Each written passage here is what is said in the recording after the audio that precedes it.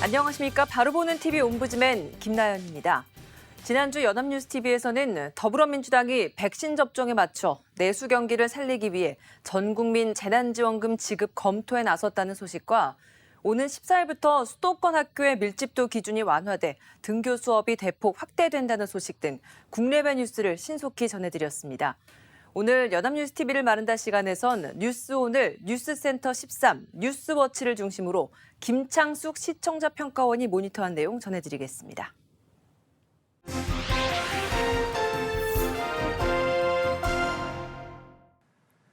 더불어민주당의 경선 후보 접수가 6월 말로 예정되어 있어 잠룡들의 출마 선언이 잇따르고 있는 가운데 대선 주자들 간의 경쟁이 치열해지고 있습니다.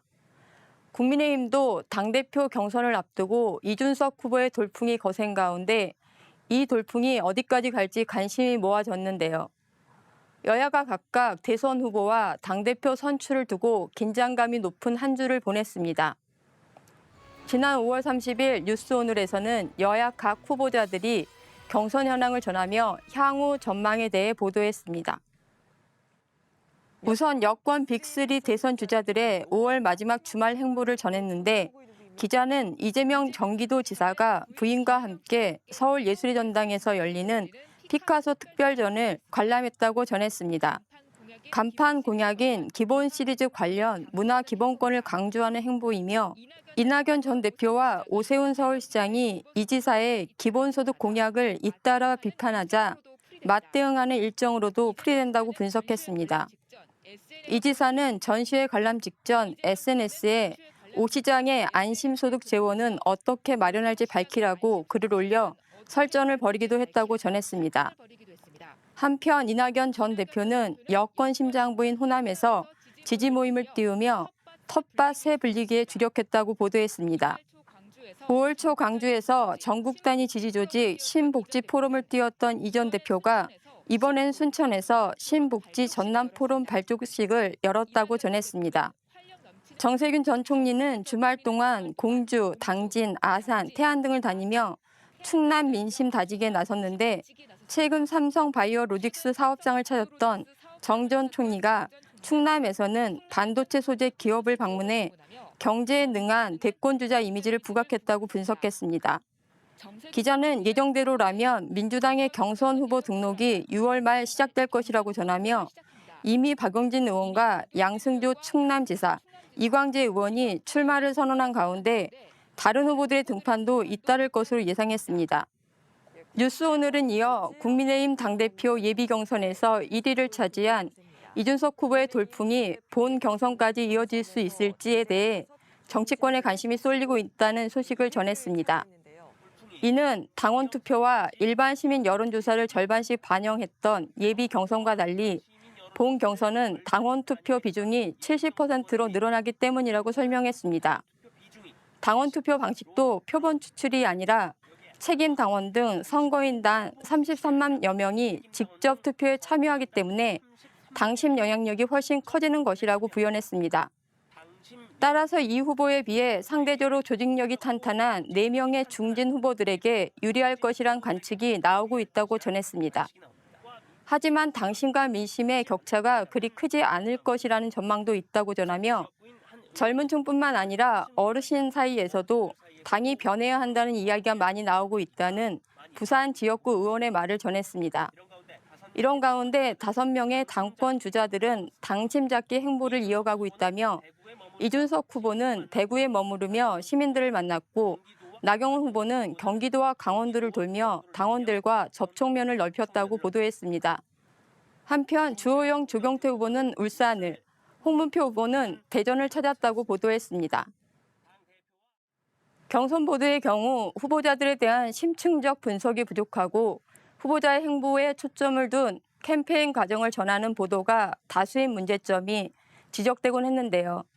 앞서 살펴본 보도들에서도 그런 문제점이 보이는 것 같습니다. 단순히 후보자들의 행보를 전하는 피상적인 보도나 경쟁 상황만을 부각하는 보도가 되지 않도록 유의할 필요가 있습니다. 또한 이번 국민의힘 당대표 예비경선에서 영선 의원인 30대 이준석 후보의 돌풍이 거세지자 이 돌풍이 어디까지 갈 것인지에 관심이 모아지고 있는데요.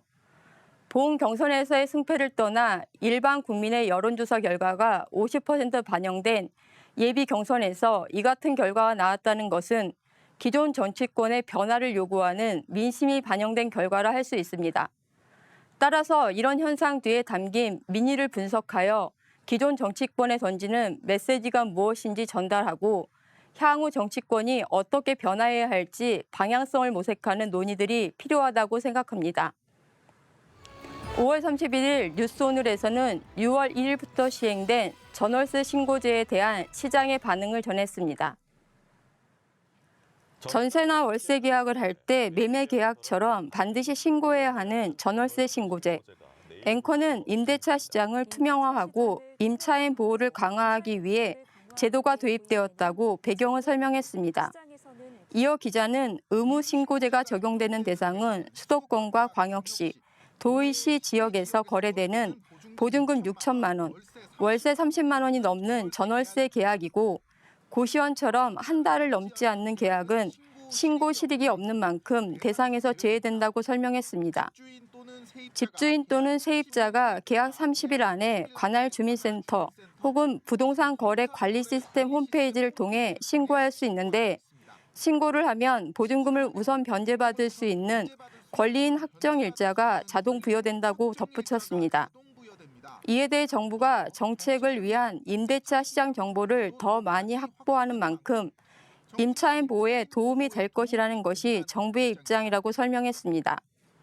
그러나 정부의 거듭된 부인에도 불구하고 시장에서는 전월세 신고제를 통해 구축된 거래 정보가 과세 근거로 활용될 수 있다는 우려가 크다고 전했습니다. 세금 부담이 커지면 결국 임대료가 올라가거나 전월세 공급이 줄어들 수 있다는 논리라고 설명했습니다. 같은 날 뉴스센터 13에서는 김대호 경제학 박사와 함께 전월세 신고제 시행이 부동산 시장에 미치는 영향력에 대해서 살펴봤습니다. 앵커는 기대와 우려가 혼재한 시장 반응을 언급하며 제도 시행에 따라 예상되는 효과와 부작용에 대해 질문했습니다.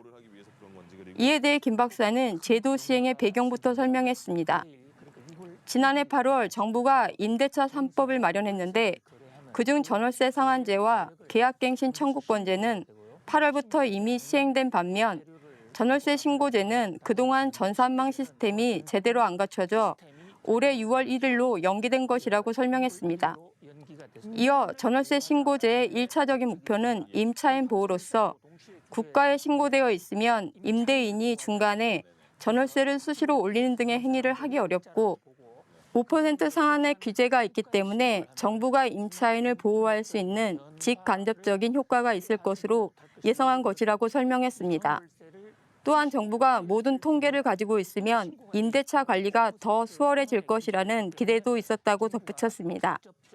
하지만 일각에서는 신고를 하게 되면 임대인의 임대차 정보가 다 드러나서 그동안 세금을 내지 않던 일부 임대인도 추가로 세금을 내게 되기 때문에 임대인들의 반발이 상당하다고 전했습니다. 또한 그렇게 세금을 더 내게 되면 전월세 계약을 맺을 때 그 비용을 임차인에게 전가시키거나 경제적 여유가 있으면서 재원이 포착되기 싫은 임대인의 경우 집을 비워두더라도 아예 전월세를 주지 않을 수 있다고 말했습니다. 그렇게 되면 전월세가 더 올라갈 수 있기 때문에 제도 시행을 앞두고 찬반 논쟁이 가열된 상황이라고 설명했습니다. 앞의 보도들을 통해 이미 작년 8월부터 시행이 예고되어 있던 전월세 신고제가 시행되면서 시장에서 찬반 의견이 대립되고 있는 상황을 알 수 있었는데요. 시장 반응의 주체가 일부 임대인들로 국한된 것 같습니다. 시장에는 여러 주체가 있기 때문에 임차인과 임대인의 입장이 다를 수 있고 임대인 간에 입장차가 있을 수 있고 일반 시민들 간에도 이견이 있을 수 있습니다. 그러나 세금을 더 내야 하는 일부 임대인들의 반응이 부각되면서 정부 정책에 시장 전체가 반발하고 있는 듯한 인상을 준 것 같습니다. 그런 면에서 시장의 다양한 의견이 제대로 전달되지 못했다고 생각합니다.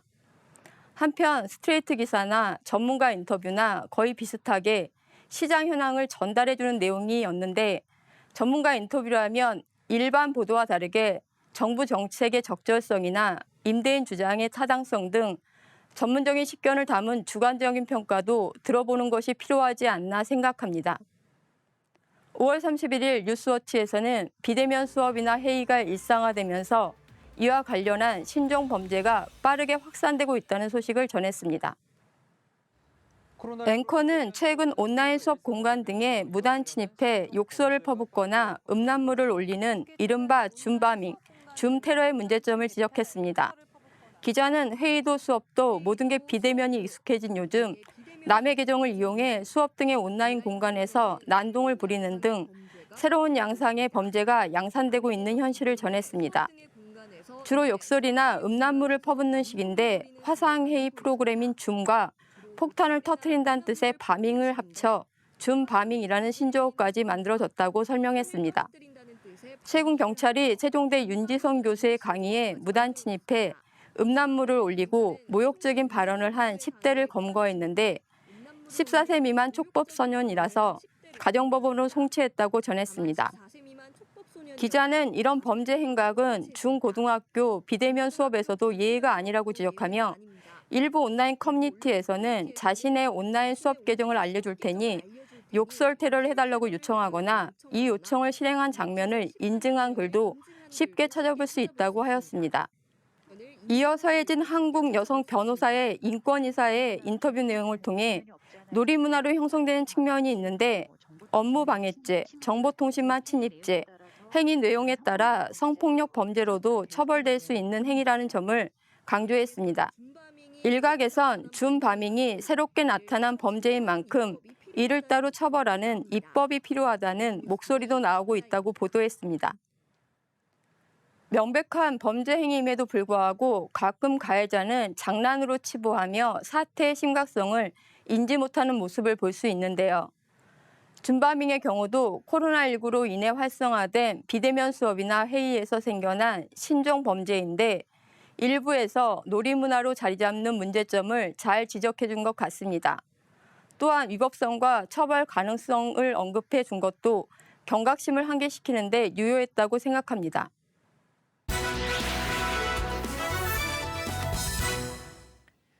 이번 순서는 주말에 방영되는 제작 프로그램을 대학생의 시선으로 분석하고 평가한 내용을 들어보는 캠퍼스 TV 리포트 시간입니다. 이번 주는 중앙대학교 경영학과 김소현 학생 나와 있습니다. 안녕하세요. 안녕하세요. 네, 지난주에 어떤 프로그램 모니터했나요? 네, 저는 매주 일요일 오전 9시 30분에 방송되는 명품 리포트 맥을 모니터했습니다. 지난 30일 방송된 명품 리포트 맥 기업 기상도에서는 쑥쑥 뻗은 맑은 기업과 뇌우 맞은 기업을 살펴봤고 여의도 풍향계에서는 여의도를 뒤흔들고 있는 이준석의 돌풍을 짚어봤습니다. 그럼 자세한 모니터 내용 지금부터 전해드리겠습니다.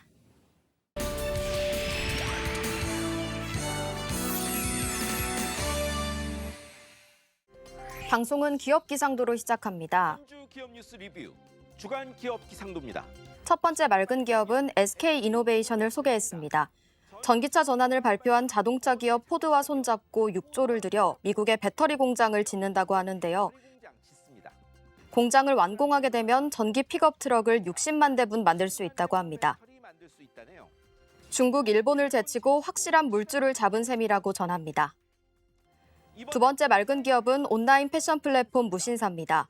초고성장 중인데 코로나로 인한 어려움도 없이 작년 매출은 51% 늘어 3천억 대라는데요.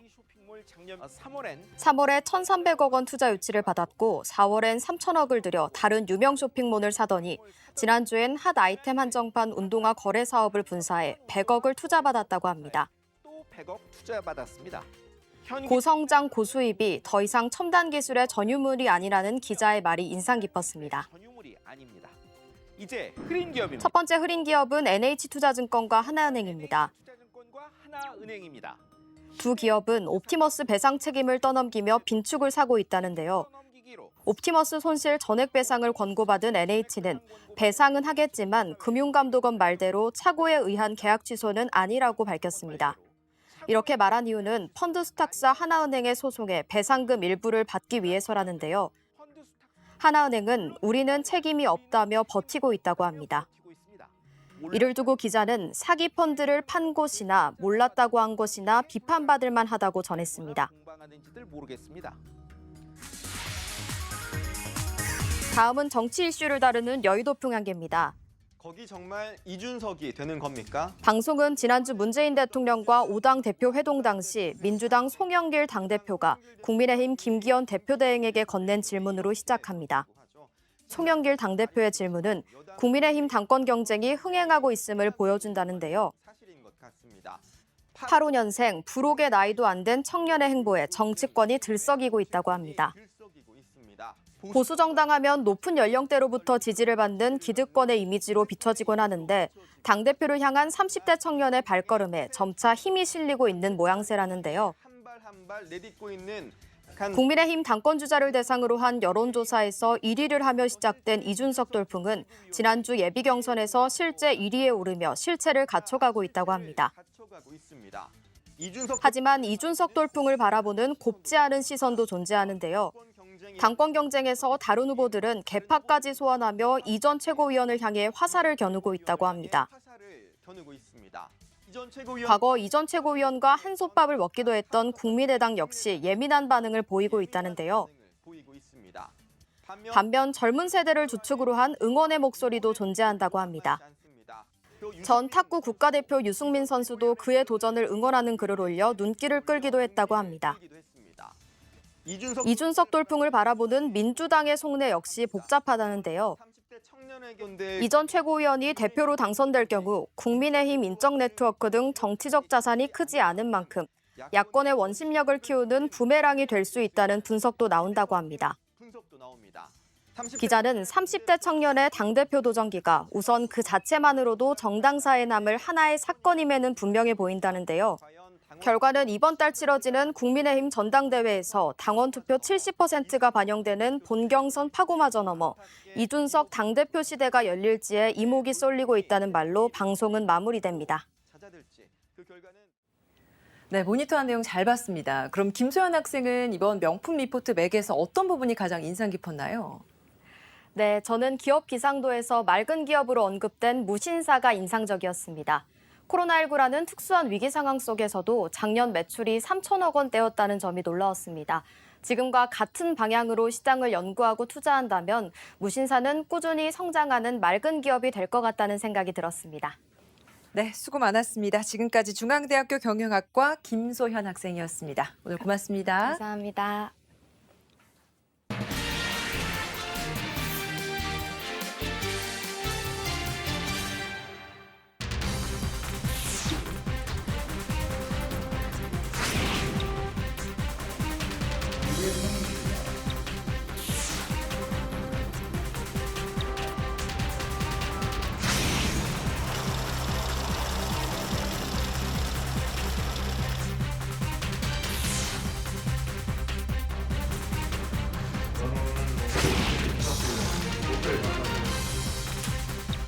저희 특이한 데로 가면 현행 양도세 체계나 현행 종부세 체계를 근본적으로 다 바꾸는 것이기 때문에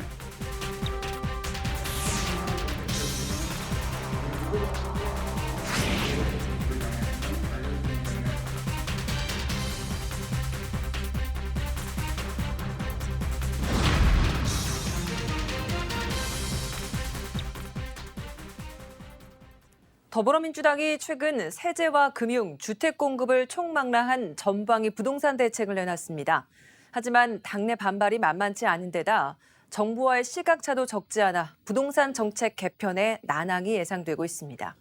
여당의 갈팡질팡 부동산 정책 탓에 시장의 불확실성만 높아졌다는 비판도 나오고 있는데요. 오늘 TV와 비평 시간에는 세제 개편 등 여당의 부동산 정책 수정을 둘러싼 논란에 대해 언론에선 어떻게 보도하고 있는지 자세히 알아보겠습니다. 국가공무원 인재개발원 김진숙 교수 자리하셨습니다. 어서 오세요. 네, 안녕하세요. 네, 민주당이 지난달 27일이죠. 세제, 네. 금융, 그리고 공급 이런 것들을 총망라한 부동산 정책 개선안을 좀 발표를 했습니다. 네. 이 내용 좀 간략하게 정리해 주시고요. 여기에 대한 정치권과 정부의 반응, 언론에서 어떻게 보도하고 있는지 말씀해 주시기 바랍니다. 네, 정부가 이제 민주당 부동산 특별위원회가 내놓은 일부 대책을 정책화했는데요.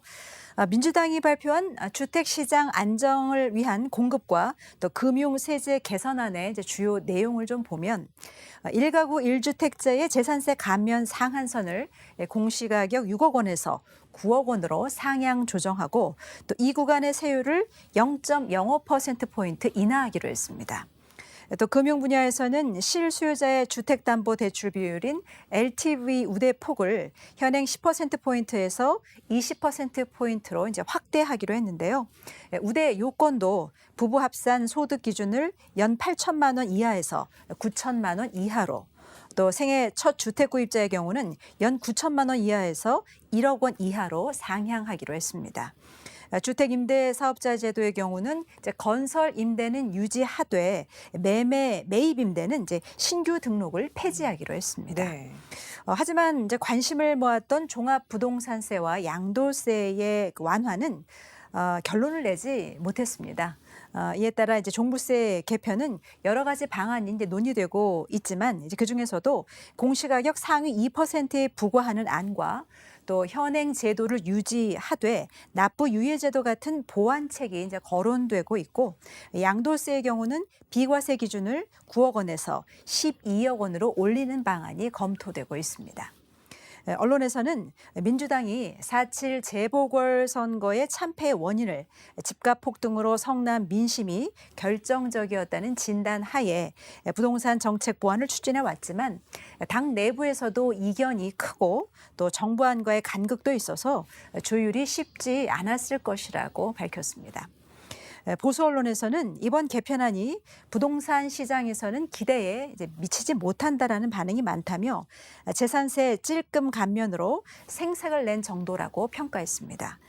특히 이제 종부세와 양도세 재검토와 관련해서 정책 개편에 제동이 걸린 것은 친문 강경파들이 반기를 들었기 때문이라며 민주당이 민심을 두루 읽기보다는 지지층의 심기만 살피는 편가르기식 부동산 정치로 회귀했다라고 폄하했습니다. 네. 반면에 진보 언론에서는 집권 여당이 말로는 집값을 잡겠다면서 미온적인 태도를 보이는 것은 시장에 잘못된 신호를 줄 수 있다라면서 이번 개편안이 부동산 가격 하향 안정화의 근간을 뒤흔들 수도 있다라고 지적했습니다. 그러면서 이제 거대 양당의 부동산 규제 완화 목소리에 대해서는 내년 대선과 이제 지방선거의 표심을 잡기 위해 정책의 기조를 이제 흔든 것이라면서 조세 형평성 차원에서도 올바르지 않다라고 지적하고 있습니다. 네.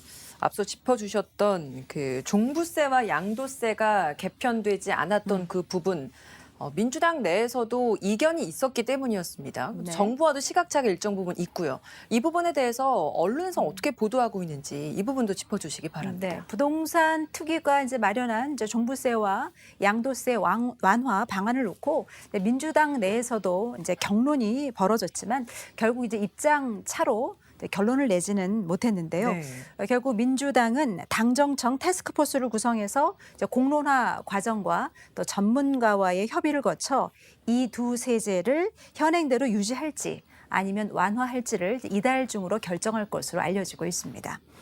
골자는 종부세 과세 대상을 상위 2%로 좁히고 또 1주택자에 대한 양도세 비과세 기준을 현행 실거래가 이제 9억 원에서 12억 원으로 높이는 내용이 되겠습니다. 물론 이제 수요자의 세금 부담을 덜어줄 수는 있겠지만 뭐 일각에서는 부자 감세라는 지적이 당연히 나올 수밖에 없겠죠. 네. 현재 종부세는 1가구 1주택일 경우에 공시가격이 9억 원을 넘으면 부과되는데 특이안이 이제 확정될 경우에 종부세 부과주택은 절반가량으로 줄어들게 됩니다. 그동안 집값이 상승한 일부 지역에서는 종부세 완화를 요구하고 있지만 또 그 밖의 지역에서는 이제 부정적인 시각이 많은 것도 사실입니다. 이렇듯 결론을 내지 못한 두 세제와 관련해 이제 언론에서는 다양한 시각을 보이고 있습니다. 여당의 부동산 정책 수정이 논의만 길어지면서 결국 용두사미로 끝날 것이라고 전망하는가 하면 또 다른 한편에서는 또 부동산 자산가들의 보유세 부담이 줄어서 이제 고가 주택 수요가 늘어나면 연쇄적인 집값 상승을 촉발하는 요인이 될 수 있다라고 우려했습니다. 국민일보는 종부세와 양도세는 정부 정책의 근간에 해당하고 또 부동산 시장에 미치는 영향이 큰 만큼 각계의 의견을 충분히 수렴해서 주택시장 안정에 방점을 두고 개편해야 한다라고 강조했습니다. 1주택자의 세부담을 덜어줄 필요는 있겠지만 또 집값 안정을 정책 순위 우선순위에 두고 또 종부세와 양도세 문제를 검토해야 한다면서 소득이 없는 1주택 실거주 은퇴자들에 대한 제도도 필요하다라고 지적했습니다.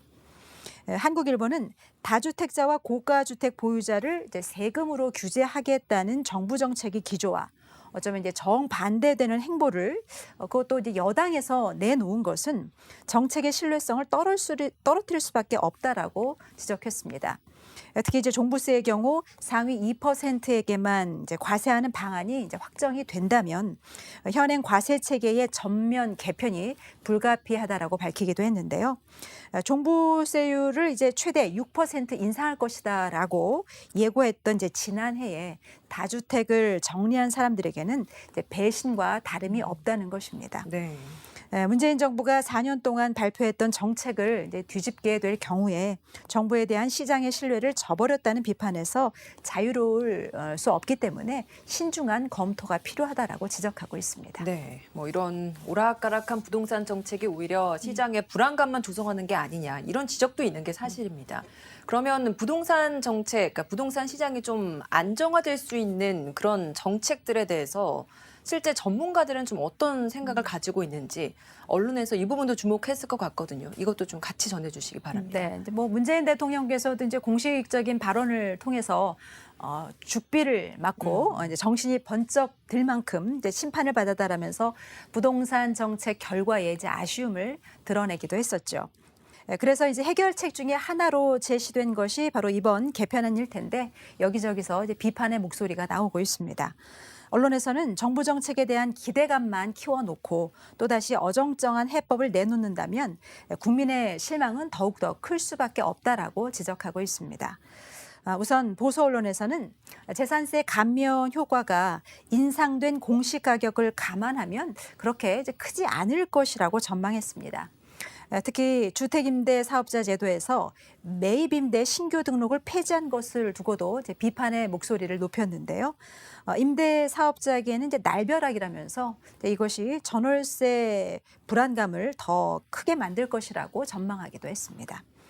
진보 언론에서도 이번 대책이 민주당의 이제 원래 기조에서 후퇴하는 것이라면서 부동산 시장에 잘못된 신호를 줄 수 있다라고 비판했습니다. 이제 그 집값 안정과 조세 부담 형평성을 위한 이제 세제의 목적 자체를 뿌리채 흔드는 것이라면서 서민과 중산층 실수요자를 위한 집값 안정 대책을 내놓아야 한다라고 촉구했습니다. 정부의 부동산 정책에 대한 이제 국민의 불만이 상당히 팽배해 있기 때문에 뭐 이를 점검하고 또 보완하는 데 있어서 언론의 지적과 비판은 이제 당연한 것입니다. 하지만 이제 온통 이제 부정적인 보도 이제 일색이어서 이러한 반응이 또 오히려 시장의 불안감은 물론이고 또 세금 문제에 있어서도 또 부정적인 인식을 심어줄 수 있지 않을까 하는 또 우려의 생각도 듭니다. 네. 언론이 이제 문제 해결을 위한 노력보다 오히려 부동산으로 인한 사회 갈등을 부추기는 뭐 그런 결과를 낳지 않도록 부동산 빈부격차 해소를 위한 해법을 찾기 위한 그런 노력도 좀 기울여줬으면 좋겠습니다. 예, 마지막에 그 부동산 정책과 관련한 언론의 보도의 문제점을 좀 언급을 해주셨는데 그렇다면 이 부동산 시장 안정화에 일조하기 위해서 우리 언론에서 할 수 있는 또 역할도 있을 것 같습니다. 이 부분 함께 짚어주시기 바랍니다. 네. 뭐 증세냐 감세냐 이것은 이제 우리나라뿐만 아니라 이제 다른 나라의 경우에도 이제 보수와 진보가 갈라지는 지점이 되겠습니다. 우리나라는 특히 이제 부동산 문제에 대해서 이제 전 국민들이 관심을 가지고 있고 또 입장에 따라서도 의견이 갈라질 수 있는 굉장히 민감한 사안입니다. 문제는 여기에 언론이 편승을 하면 이제 정파성이 끼어들어서 본질을 왜곡할 수도 있다, 본질을 흐릴 수도 있다는 점을 기억해야 될 것입니다. 네. 부동산 문제를 정파적으로 접근하면 부정 편향적인 왜곡된 보도를 양산할 수가 있고 또 이는 우리 사회를 더 큰 갈등으로 몰고 갈 수도 있습니다. 언론 보도가 보다 이제 가치 중심의 보도 또 사회적 경제적 논리에 따라서 합리적으로 접근하는 이제 방식이 되어야 할 것입니다. 언론은 이제 정부 정책에 대해서 또 책임을 묻고 또 비판도 하고 불만을 대변하는 일을 해야 합니다. 하지만 또 다른 한쪽의 바람이라면 평생 집 한 채 갖지 못하더라도 또 아니면 갖지 않더라도 누구나 또 행복하고 인간답게 살 수 있는 그런 세상을 지향하는 목소리도 좀 함께 담아낼 수 있었으면 좋겠습니다. 네. 부동산에 대한 보다 좀 다양한 관점을 언론 보도가 담아낼 수 있었으면 좋겠습니다. 네, 지금까지 국가공무원 인재개발원 김진숙 교수였습니다. 오늘 고맙습니다. 네, 감사합니다. 옴부즈맨 제작진은 시청자 여러분의 다양하고 소중한 의견을 기다립니다. 방송을 보고 느낀 소감을 연합뉴스TV 홈페이지 시청자 게시판이나 SNS로 보내주시기 바랍니다. 저희는 다음 주에 다시 찾아뵙겠습니다. 시청해주신 여러분 고맙습니다.